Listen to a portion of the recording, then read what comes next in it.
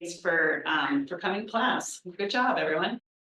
Hopefully this is going to be interesting and exciting for you today. And my goal is to make it a little bit interactive and to make sure that you are getting something out of this and something that can be useful and practical in your professional and personal lives for whatever it is you decide to do later. So as we go through this, if you have questions for me, feel free to go ahead and ask them. You know, there's no need to wait. But yeah, that's kind of my goal. So this is a little bit of a blend today. As Whitney mentioned, I'm an attorney, but I'm also in the middle of running for office. So hopefully I'm going to try and pull some life lessons out of both of those areas that have been important and helpful to me in my career and in what I'm hoping to do with my career here in the next few months. So just quick background on me. I grew up here in Salt Lake County in the Mill Creek area.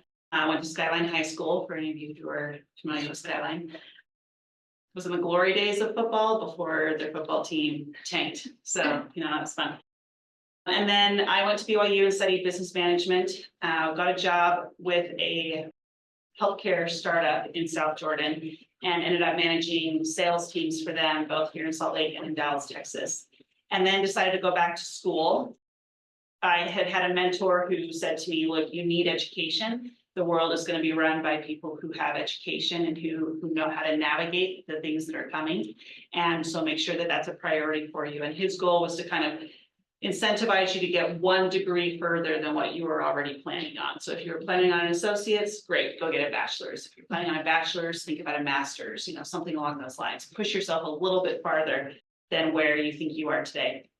And so with that in mind, I decided to go back to school. And as Whitney mentioned, I went out to Georgetown University, got my JD MBA. I have a little bit of a big go bigger, go home mentality. And so, you know, it's like, why do one master's when I can do two? And why stay in Utah when I can go all the way across the country? And so that's what I did and had some really incredible opportunities there. My MBA class in particular was very international. They did a lot of international recruiting. So I had exposure to people from all over the world with different cultures and different backgrounds and different business attitudes. And that was really pretty insightful. And I made some really incredible friends that now live in a whole bunch of places around the world. And while I was there, I had the chance to work as a law clerk on the Senate Finance Committee under Senator Orrin Hatch when he was chair, which was fascinating, learning how the inner workings of Congress and how that whole process worked. And then when I graduated, I went up to Boston, worked for a large law firm in Boston for a couple of years, and then came back to Salt Lake in early 2019. And part of my desire to come back was realizing that as much fun as it was on the East Coast, that wasn't where I wanted to put down my roots and settle. And I missed the quality of life in Utah. My family was here, decided to come back, but came back with the intention of really investing in the community and of doing something that, you know, mattered, right? And however I chose to define that.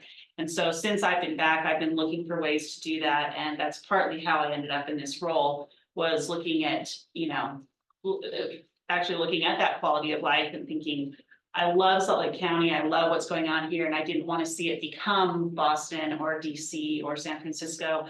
And some of the things that we love here in the county are starting to erode a little bit, like housing and homelessness and crime, just cost of living. It's getting harder to live in Salt Lake County. So that's part of what inspired me to step into the race and to run and to put myself out there and say, you know, if I can go make a difference for my community in this way, then that's time well spent and that's worth the effort and the sacrifice to do it. So let's get into this a little bit. All right, I already gave you my background. One thing that I'll mention on the background piece of this is don't be afraid to have career changes. I mean, I've gone through, at this point, you know, hopefully 3 different career changes. I started out in the healthcare space right out of college and could have stayed there if I'd wanted to. There were opportunities to stay with my company, but I knew that wasn't the right path for me. And so I made a massive change going into the law, going back to school. And then even now, right, there are certainly crossovers between the law and the political world in terms of policy making. But, you know, once again, this is a very significant shift that I'm looking at. The thing that's important is not haphazard change, it's educated change and it's educated risk taking. And so if you find opportunities that are worthwhile, that help you lead, you know, go down a path that really interests you, don't be afraid to take those. a lot of people have said to me, well, what happens if you lose? You know, I recently left my firm to campaign full time. And that was an educated decision because I knew that as long as I ran a good race, as long as I did what I needed to do and was smart about it, I would have job opportunities, even if it wasn't going back to the firm that I left. So, right, educated risk, educated career changes, totally worth it. And they can help propel you to where you want to go. Okay, that's what I'll say about that. All right, let me just tell you briefly what it's like to be a lawyer. Some of you in here may go on to law school or may know people who are attorneys. So quick kind of one-on-one on how this works. First of all, I'm a corporate attorney. So what that means is I never spend a day in court. I don't go before a judge. I really have no idea how that process works. If you need someone, don't come to me because I can't help you with that. I help companies grow. And so my job as a corporate attorney is I focus primarily on mergers and acquisitions, meaning if one of my clients gets purchased by another company, I help with that process. And so that's where most of my effort goes. Also with people who are starting businesses, right? There's a lot legally that's involved in starting a business. I help people with that as well. So that's more my emphasis. It's the growth and the success of businesses as opposed to lawsuits in court. I did have someone once say that they thought I had said murders and acquisitions, which I thought was hilarious. Not the same thing. When you get into a law firms are structured a little bit differently than your average kind of corporate environment. You have associates and you have partners. And depending on the firm that you go to, sometimes they work more closely together, sometimes not. The firm that I've been working for here in Salt Lake, we work very closely together, which is great because partners hold ownership in the law firm. That's how they make their money. They make their money off the profits that come in off the law firm. Associates are paid a salary until they become partner. So when you see lawyers who are making really big salaries, it's not actually a salary, it's their share of the profits that the law firm is bringing in. But you want to have good partners and you want to have a good pipeline to partnership because that's really kind of the goal if you stay with that firm. Okay, law is a service industry, which means that a lot of times you're on call, right? If my clients are paying me hundreds of dollars an hour for my legal services, they expect me to be available when they call me. And so it's very much an on-demand kind of a thing. And sometimes that can be taxing and that can be draining, but it can also be really fulfilling because you know that you are there to help your clients and you know that you're there to help them grow and do what they need to do. Similarly, it's mostly a referral business. The billboards that you see on the highway, those are targeting a very specific customer demographic.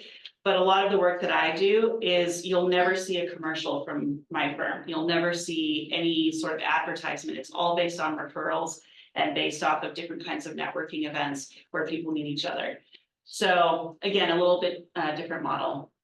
And then the legal market in Salt Lake has changed a lot over the last several years. It used to be quite small, and you had just kind of a few firms that were doing kind of the bigger work in the valley. But recently, in the last few years, we've had firms move in from out of state. Some of the really big kind of national firms come in because they see the growth in Utah. They see what's happening here, and they want to be part of it, especially with our business industry growing so much.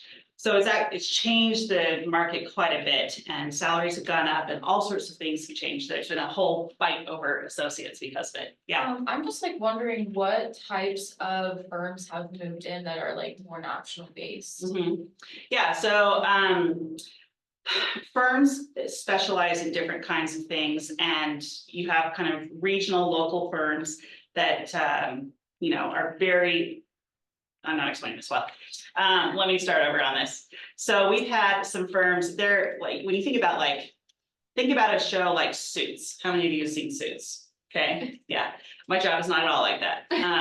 But if you think about a show like Suits, they're in these super fancy buildings in New York City, right? Glass walls everywhere, and they're all dressed up in suits all the time.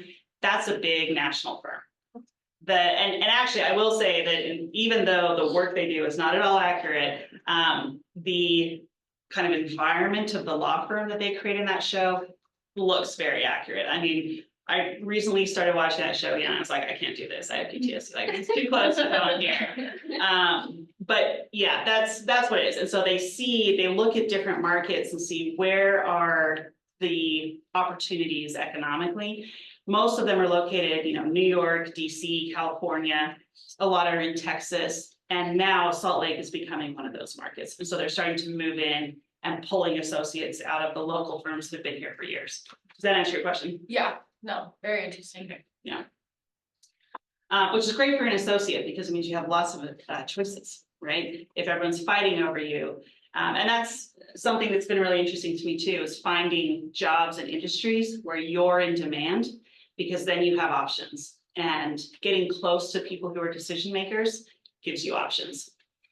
Okay, let's talk about some life lessons. I'm pulling this again from the business and the politics side, but these are things that have been important to me, that have helped me in my professional journey, and hopefully will be helpful to you as well.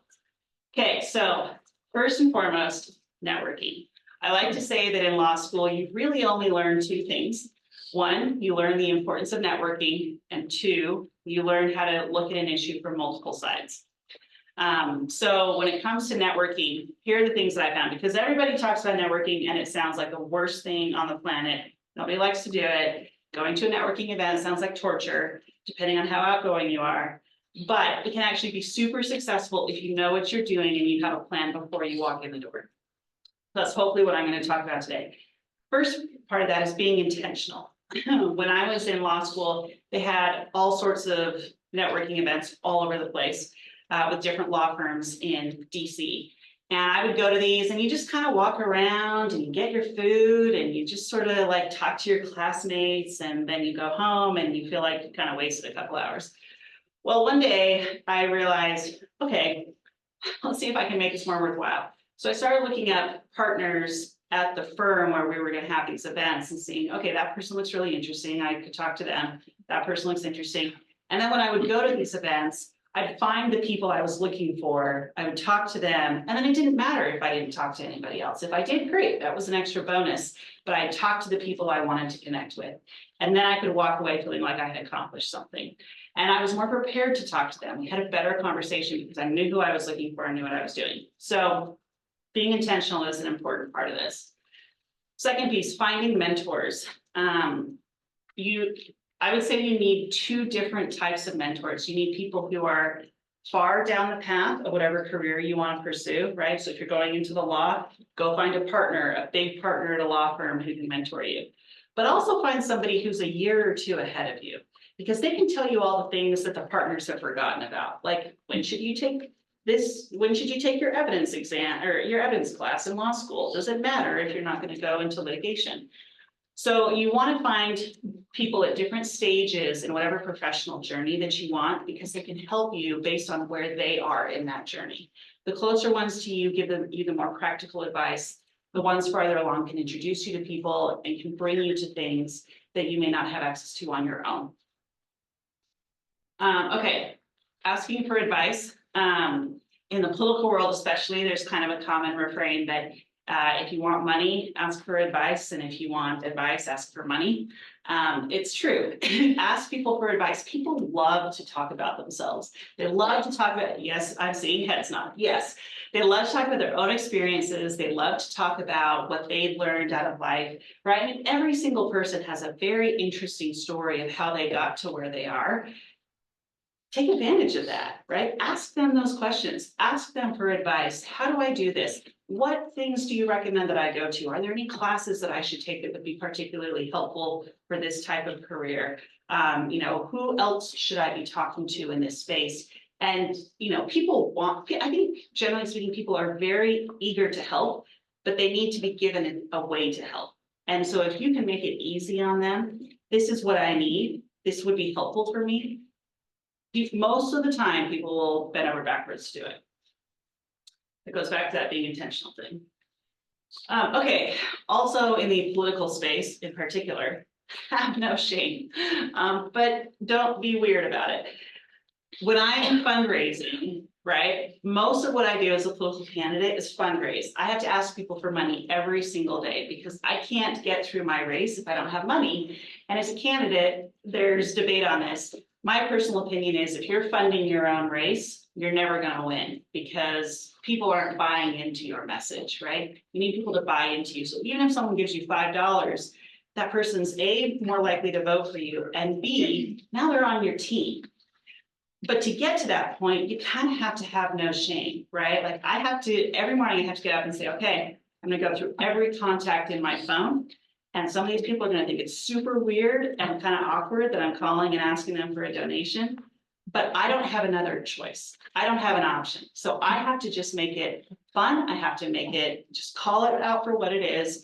So I actually spend a lot of time with my friends and family who are not political at all, joking with them and saying, get ready, because I'm gonna come and ask you for a donation. Be ready. Whitney can tell you this. I've done it to her, right? Like I'm going to come and ask you for support.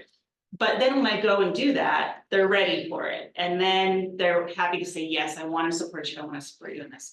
So, you know, keep your social smarts about you, but don't be afraid to go out and advocate for yourself because many times nobody else will. Okay, don't burn bridges. This is an interesting one. So 2 years ago, I ran for US House against Chris Stewart. You mentioned this. And we intentionally ran that race in a way where I was not going after him personally. You see a lot of times political figures going after someone personally based on how they look, based on their family, based on how they talk, whatever it is, right? That's a personal attack. Going after someone on their record is fine. That's what you're supposed to do. But personal attacks often cross the line. We didn't want to go there. We kept it very much on the record, on what I wanted to do, on what my vision was. Well, after that race was over, on election night, when I found out that I had lost, I had to call my opponent and concede the race. And one of the things I said to him was, I would like you to be a mentor for me going forward. I recognize that I just ran against you, but I would love to have your advice and support because I don't think I'm done with this. And he said, okay, sure. Fast forward to this race this year, one of the very first things I did was sit down with him at lunch and say, I want you to not only endorse me, but I'd like to ask you to be on my finance committee. Finance committee for a candidate are people who can go out and help you get money. And he said, you know, this is a really unusual conversation to be having. Most former opponents don't have this kind of conversation. But he said, you know, you ran a really clean race and you didn't go personal and you have a lot of potential in you. And I think you could be really good in this race. And I'm happy to support you. So he has now become, he was my first endorsement that we announced. He's become one of my big supporters, even though 2 years ago, I challenged him for his seat and tried to go after him. So my point is, you never know when somebody is going to be meaningful to you in your professional journey. And if you run your life in a way where you're constantly burning bridges with people around you, you're going to really shrink the network of people who can help you get where you want to go. So try not to burn bridges. Don't make it personal. And remember that every single person has something to offer that can help you and in return where you can help them. Okay, how are we doing? Any questions so far? Yeah. Okay. Okay, yeah. I think don't burn bridges. I think that's some of the best advice I've heard. You're welcome. Yeah, No, it's true. it makes sense. I mean, it really, I am shocked at how, and even this year, there are a lot of candidates that are running this year, and I know pretty much all of them, at least in the Salt Lake County area, at every level. And it is very interesting to me to watch the people who are willing to burn people to get where they want to go. It doesn't get them anywhere. It doesn't get them anywhere. And there may be a temporary bump, right? There may be temporary flare around a particular person, but it burns out fast and it does not last. And you can tell, you look at certain candidates and you look at the people around them. If they don't have a network of people who've been with them for years, then that's an indicator of how they use the networks and the people around them, right? Because the people who are good at this and who know how to do this, they have teams and they have supporters that stay with them for years and years and years. And yeah, I mean, so again, don't get caught up. I mean, you're going to see a lot of people. There's a lot of popularity contests out there all over the place. Don't get caught up in the popularity contests. Stick with what you know to be true, and you will get much farther in the long run. Play the long game. That was great. I didn't even intend to do that. Again, just remember, this is about the long game. It's not about the short game. You need to know how to do both, and you need to be able to kind of do both, but play the long game. I'm actually going to put a plug in here right now. There's a book that I've been reading that I will recommend to you. It's called The Fearless Mind by Dr. Craig Manning. He's a sports psychologist. And what he does is he works with athletes on helping them develop a state of mind where they're not controlled by fear. And one of the things he says is that we way underlive our potential as humans. And oftentimes it's because we're afraid. And it's terrifying. And I'll tell you as a candidate, right? There are times when it's terrifying. The first time I had to speak at a convention was about the scariest day of my life.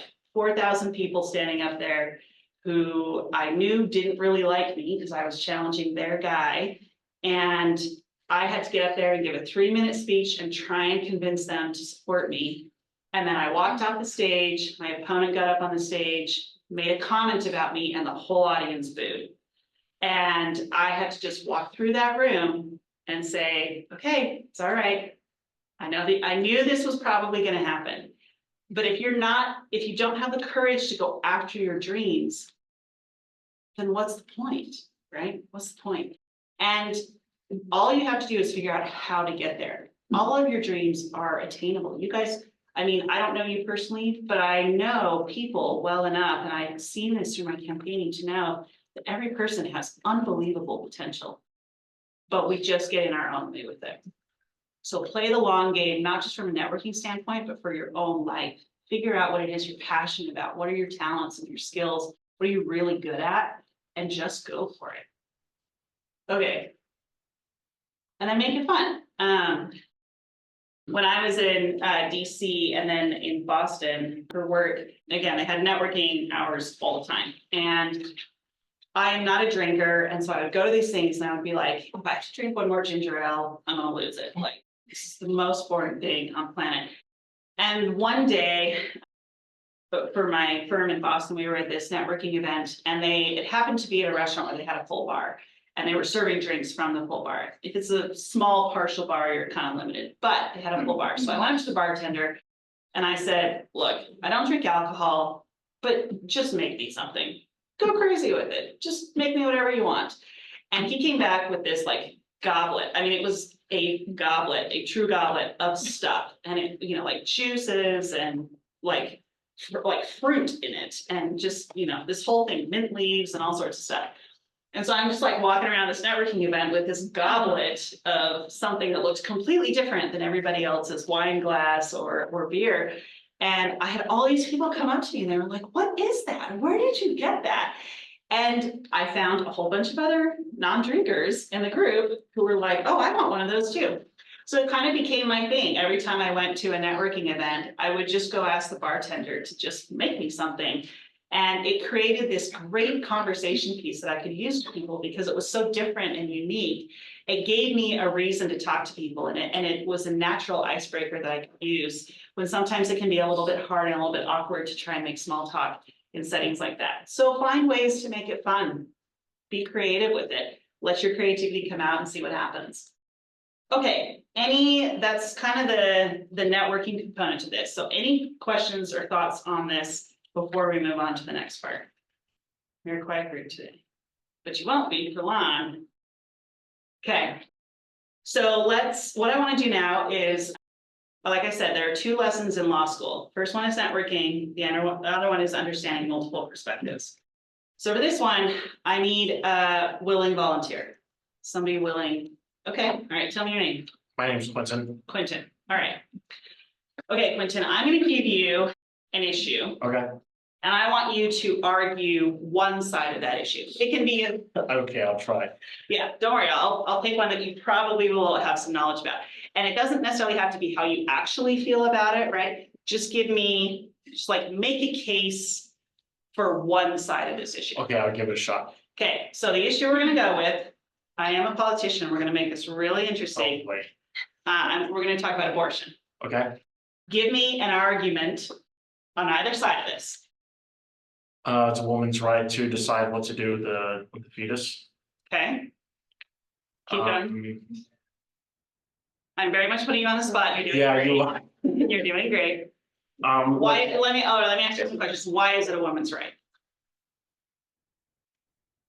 Because she's the one carrying the fetus, and let's say she was raped, and the rapist is nowhere to be seen. He's escaped, and she can't afford it. Let's say she's going to college. She's paying for herself to go to school. She's working 2 jobs. She doesn't have time to raise a baby, but she was sexually assaulted, Okay, and yeah, she.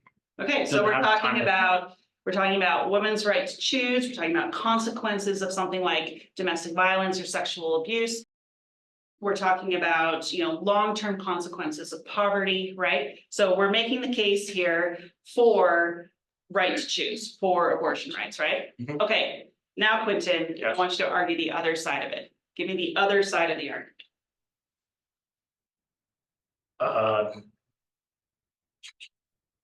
She's got to face, it's kind of screwed up, but after.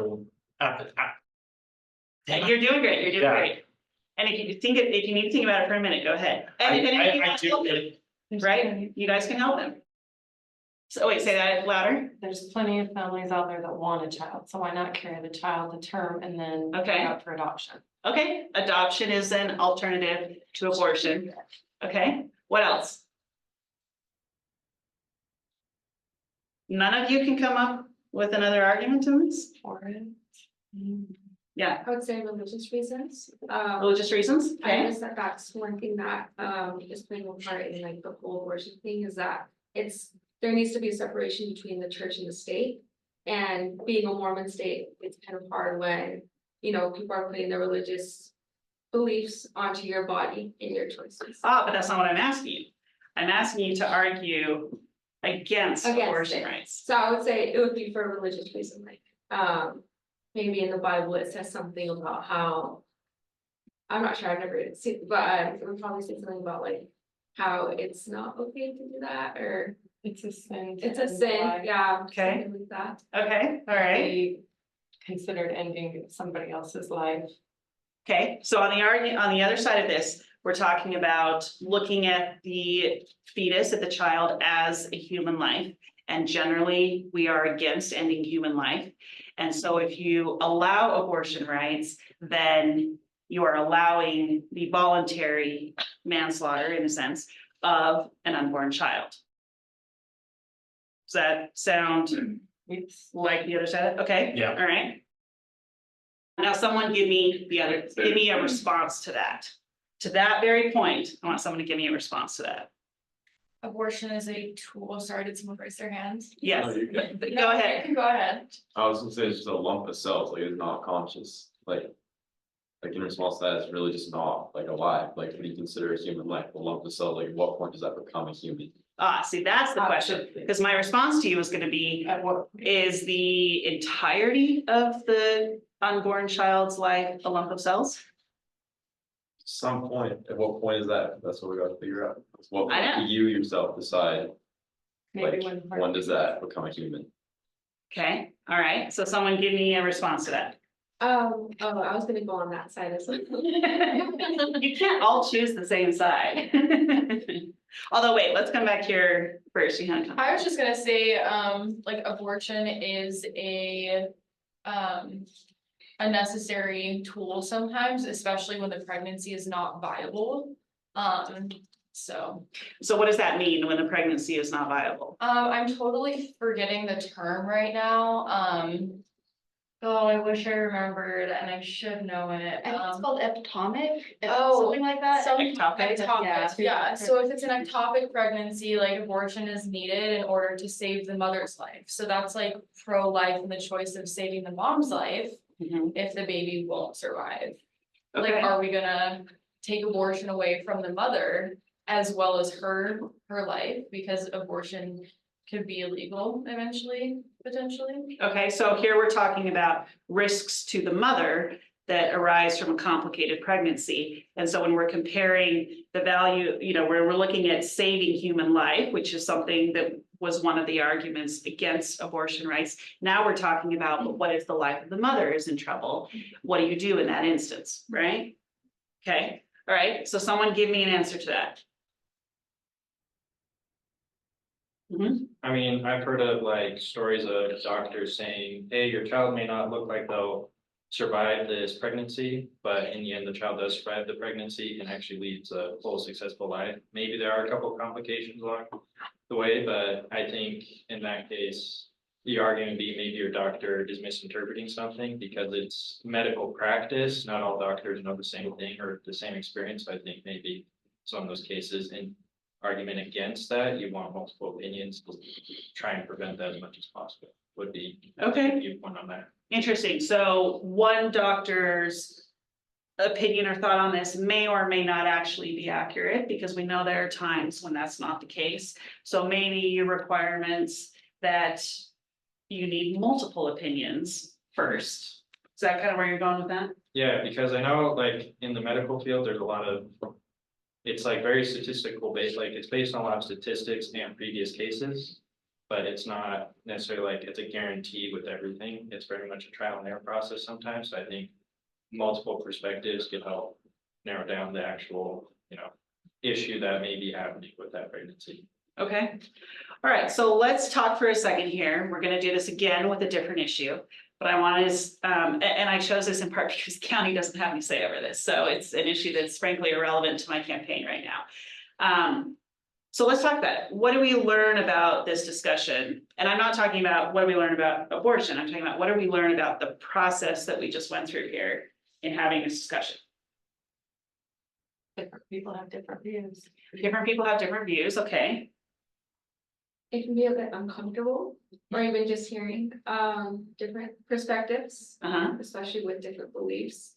You and your ego, you're gonna want like your belief to be right, and so I think it's one thing where it's like when you're debating, you have to have that self-lessness of like, okay, I have to listen to what they say, not just like my opinion. mhm. Do you think there's any validity to whatever side you're not on? Yes. Yeah. Okay. What do you do with that then?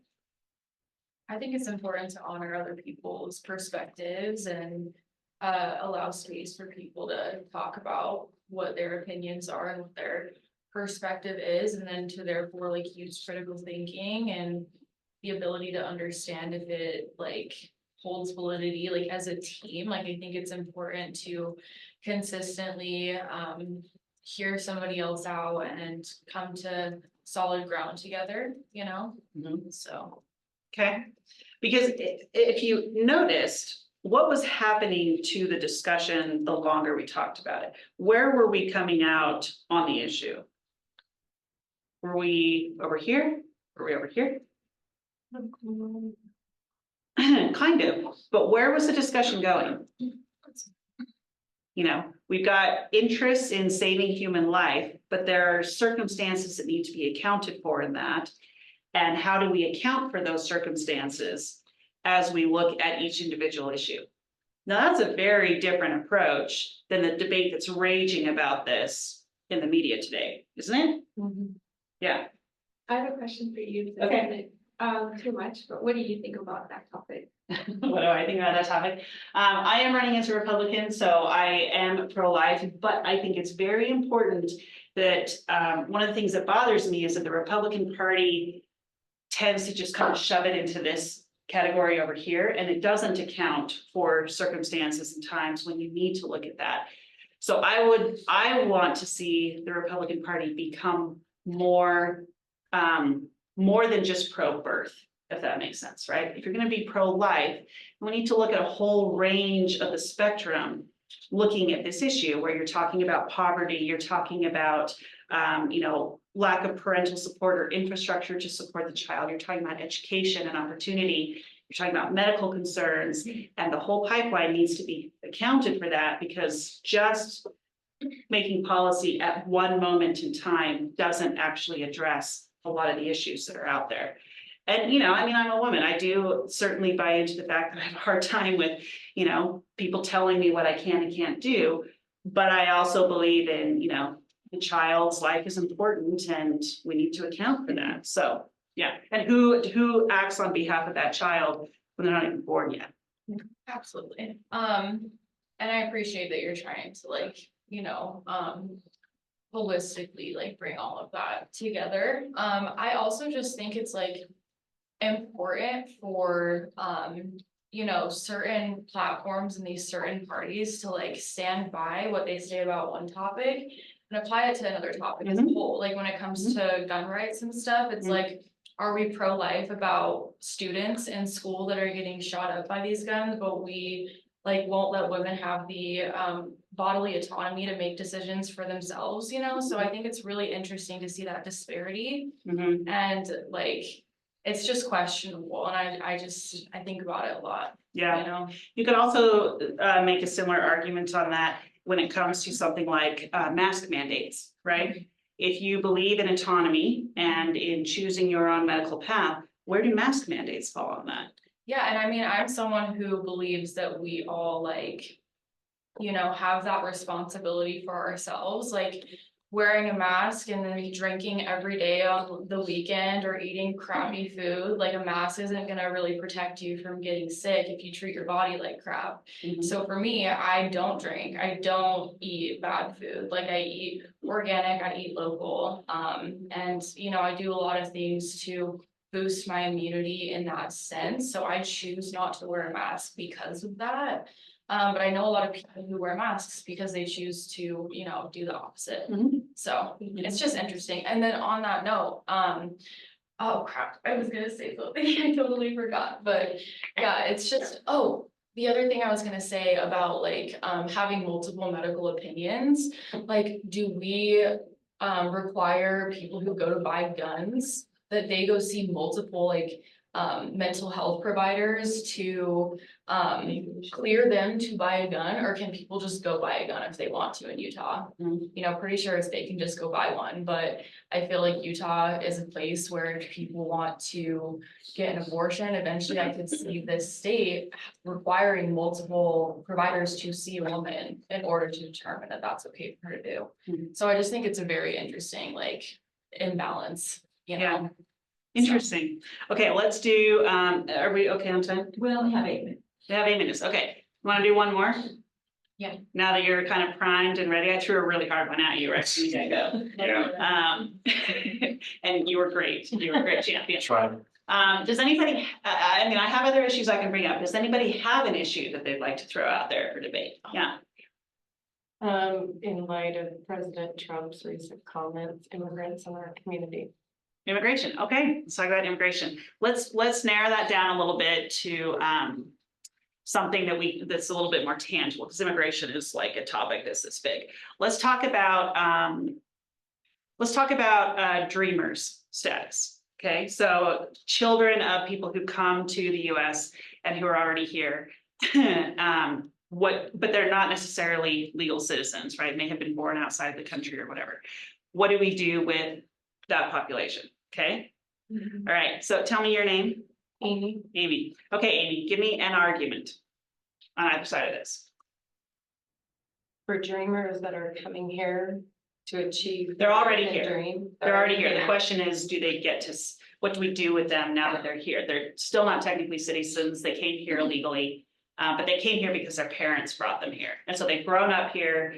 They are, well, I'm going to stop talking because I'm going to give you. For me, I would be in support of it. In support of what? Living the American dream, which is also a very broad spectrum, but from that point where you just said that they're here, but they're not here legally, but they have a dream that they're looking to accomplish. My deal would be, how can we assist them in taking the proper channels to get the correct Okay, card? so we're talking about to be giving able them to a path to legal. citizenship, basically. Okay, all right. Now I want you to argue against that. One of the arguments against that could be that, we already have United citizens here that are looking for jobs, and that could possibly take jobs from them. Okay. Okay, all right. Okay, let's expand this out. Did you have your hand raised? Yeah, but I would say I was pro dreamers, I don't know. I should just. We don't need pro or con, I just want you to give me the argument. I would say on a country filled with immigrants and being that it was all immigrants, well, not all immigrants, but, do you get what I mean? I would say that everyone deserves a chance. My sister's a dreamer and she's made a name for herself and she went to school, she's an accountant. And she has like, sometimes she gets scared because she's like, I don't even feel like a citizen in my home country. So if I get sent back, it's like, I feel like I'm already American. Mm. So, you know, where it's like, they come here when they're little and they do make a name for themselves and then that argument where it's like, okay, now we're gonna send them back. It's like, send them back to what? Cause this is their home. And you know, why? Yeah, okay, all right, and tell me your name. Kimberly. Kimberly, all right, Kimberly, it's gonna be really difficult. I need you to give me the argument on the other side. On the other side, I would say that there is a lot of Americans that, you know, with already. I would say. You can't give us the same argument that Amy, right? Right, Amy gave us, right. yeah. For the other side, I would say that, you know, I feel like Americans, as in like me being, you know, like, it's kind of hard because it's like, I already see the other side, you know, so it's like, Mhm. But this is the task, right? If you can't argue something from Yeah. multiple sides, then what are you missing? yeah, I think it could be like, an argument could be like, well, our tax dollars, you know, like, our Okay. tax dollars should be for us and not for, dreamers or whatever, but then People it's who are like, here illegally. but then. No, don't go back, don't go back, don't go back. You're arguing the con side right now. That's it, okay, all right, someone else, give me something, yeah, and tell me your name, Olivia. Olivia. I would argue that a lot of us are here settling illegally, you know, like just because our ancestors were the ones who came and, you know, colonized this land and took it from the indigenous people. Like, yeah, we're quite a few steps below that when it comes to ancestry. But I think we're all like, you know, upholding some form of colonization and white supremacy. By not like recognizing the fact that the US has strongholds in multiple countries, and it decimates those countries. And those people come here for refuge. And I think that just, you know, is a responsibility of America to not only like rebuild and restructure and repair what they broke, but also hold space for refuge and for safety and for the ability to, you know, achieve what they want to achieve and be a dreamer. I think it's beautiful that people have the chance to, you know, come here and build something for themselves and their families. I just think it would be a lot more beautiful if they didn't have to like, unfortunately, like leave their homes in the first place because of all the violence and hatred that, you know, not only the US has perpetuated, but has been complicit in, so. Okay, you ready? Yeah. Other side.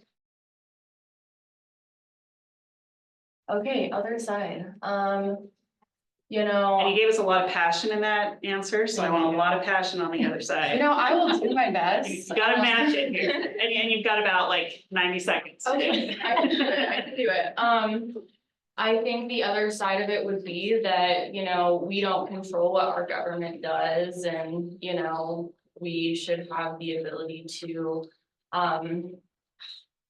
well, it's the thing, it's like, I don't really appreciate the other side, so I don't wanna have to focus on it. Interesting. I don't, I like have a hard time finding the light in it.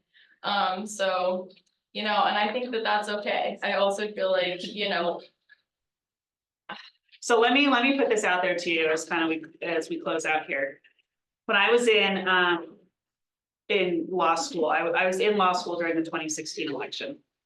And regardless of how you voted or how you know people voted in that election, I remember sitting in law school the day after the election and listening to my classmates just beside themselves over the results of that election. And my thought with it was, if you can't appreciate why someone would have voted the way they did in 2016, then you have failed law school. Because the whole point, what happens if you have a client who's committed a murder and you're hired to represent them? Your job is to give them a chance and to do the best you can to represent them. So how do you do that if you disagree with what they've done, right? And so when I talk about these 2 lessons from law school, each and every one of you have a homework assignment to think about the other side of an issue that you feel passionately about. And when you can get to the point where you can argue just as passionately about the other side as you can about your own side, you're in a good spot, because these issues that we're talking about here, they're complicated. They're very, very complicated. And the media, we tend to distill them down into just one or the other buckets, but that's not reality. If these were easy issues, we would have already figured out answers for them. So that's your assignment, is to figure out how to argue it from a perspective that you don't agree with. And if you can do that, you will be successful in a whole bunch of things that you do. Okay, I think that we're at time.